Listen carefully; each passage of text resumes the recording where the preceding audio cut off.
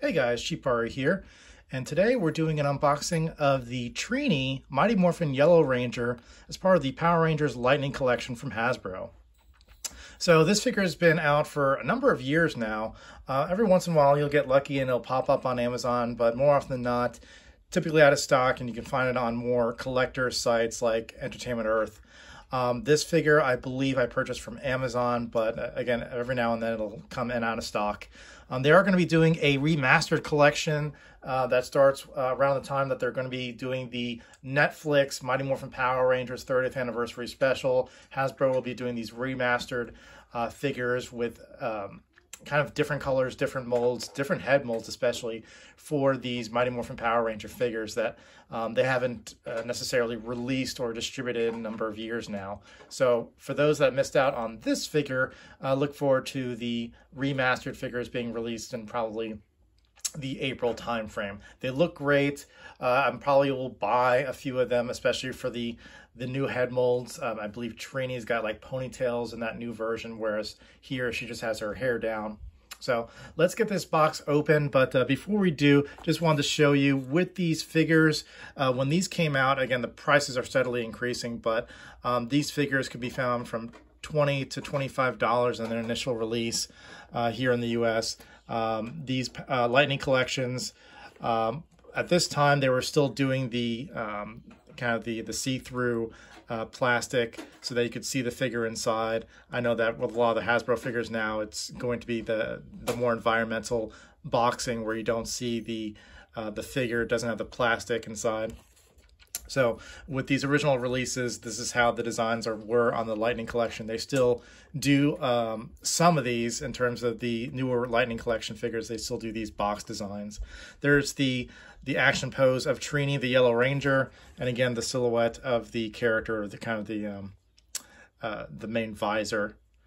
All right, let's go ahead and get this box open. All righty. Gonna get her open, see what's inside.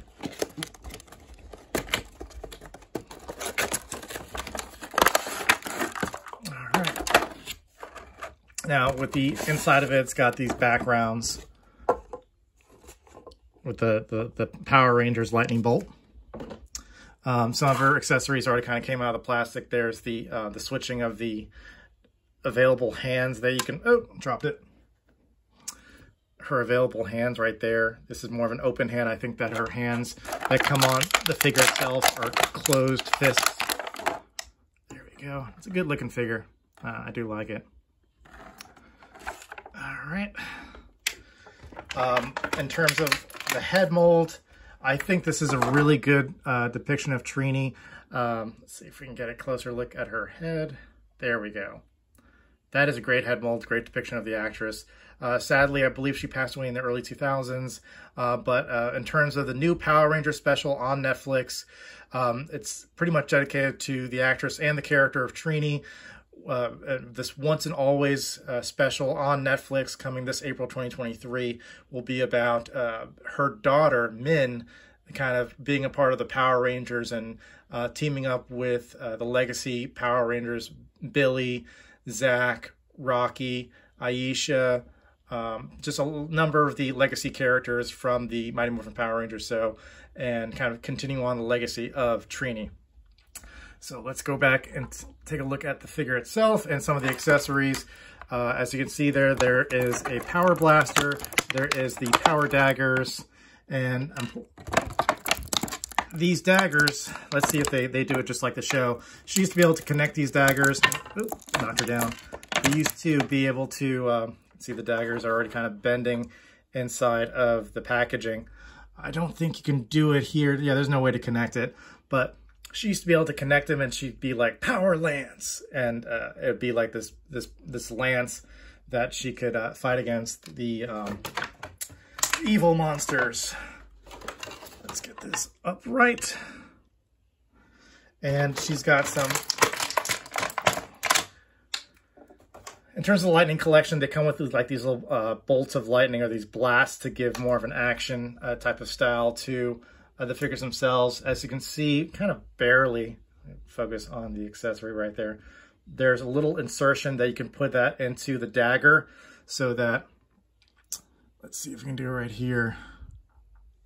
So yeah, so if she holds that in her hand, it kind of gives a look of like a blast or like a spark to give it more of a something kind of grab at you, give that look of in the middle of a battle.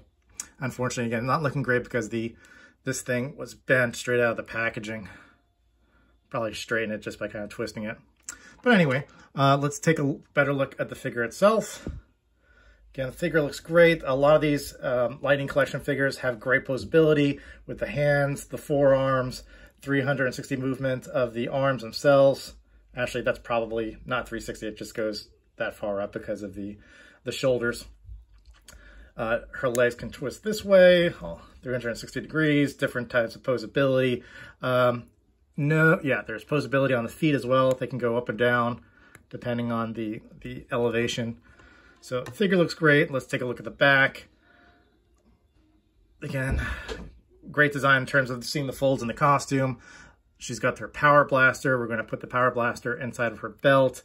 The visor looks great. Not all these figures have a kind of great looking visors, especially with the Red Ranger. With Jason, his helmet was messed up, especially in the visor. I know they've done later molds where the visor was fixed or the helmet was fixed, but Jason's looks a little bit off. Hers looks great. I don't see any issues there. There is the belt in terms of the morpher on the belt itself. Colors looks great. So great looking figure overall. Let me see if I can pop the head off and see if I can put Trini's head mold on there. Her civilian head.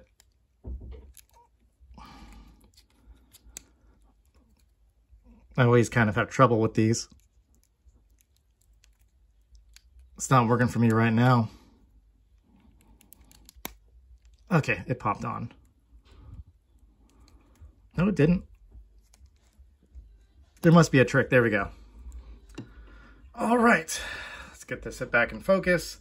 There is Trini, and her head sculpt on top of this body, it just really looks great. Look at that. That's a great looking figure, guys. Some of the Billy figures I've been disappointed in. He used to be my favorite character, very much like an anti-bullying message with Billy, but the toy versions of him haven't been great. At least from the Lightning Collection. I haven't liked the head mold so much, but with Trini, this is a great looking figure. The head sculpt looks great. Getting this into her hands. Okay, there she goes. Figure looks great whether you have the helmet on there or not, whether you have the blasts or not. She comes with two different kind of lightning bolts that you can put onto the daggers. And again, she's got different type of hands that you can put onto. You can just pop off these hands and get these different types of poses with these different hand gestures. Again, this one looks to be, it's almost like grasping. The other one is kind of more of a martial arts type of open hand. Let's get her back up. Again, great looking figure, great looking head sculpt. Do highly recommend if you can find this figure. The hairstyle, again, to my understanding for the remastered figures, and I probably will buy another Trini figure, is that I believe it's like in pigtail form, whereas this one has her hair down, just like you see in the first episode, the pilot of Power Rangers, Day of the Dumpster. So, good looking figure. Let's take another look at her head sculpt. Looking good. The hair down on one side. There we go. The different folds in her costume. Just a great figure overall. And the power blaster fits perfectly in her belt holster. Now, some of these figures don't pose the greatest, but she seems to be posing fine. One last look at her helmet. There we go. Great looking helmet sculpt, great looking figure. Excellent depiction of Trini. One of my favorite characters. Unfortunately, she left the show very unceremoniously back in midway through season 2. The actors, that being the actor for Jason, the actor for Trini, and also Zach, all left the show due to a pay dispute. and they went to a peace conference as it was written in the show, and they were taken over in terms of their spots by 3 new Rangers. I don't feel that they really had the same connection. They're great actors, they're great characters, but didn't have the same, for me, the same type of influence that Trini, Jason, and Zach had. And unfortunately, that was the last time that we'd see Trini in Power Rangers. But her influence, and in terms of the diversity she added to the show, and just the kind of the heart that she added to the show, was unparalleled. So this figure is a great depiction of her. Go out and get this character. Go out and get this action figure if you can find it. If not, wait for the remastered version, which I'm sure will also still be a great sculpt, and I will definitely come back with you guys and show you that figure. So with that being said, hope you enjoyed this unboxing of the Mighty Morphin Power Rangers Trini Yellow Ranger from Hasbro, and I will see you guys next time. Please like and subscribe. Thanks, guys.